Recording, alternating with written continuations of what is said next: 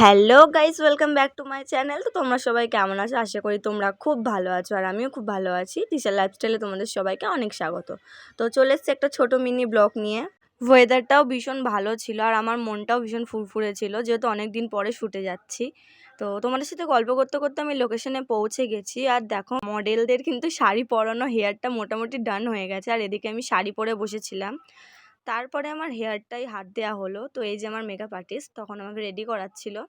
আর দেখো, মোটামুটি আমার হেয়ারটাও ডান হয়ে গেছে। এবার আমার ফেস মেকআপ করা হচ্ছে। মোটামুটি ফেস মেকআপটা হয়েই এসছে, বাট পুরোপুরি হয়নি।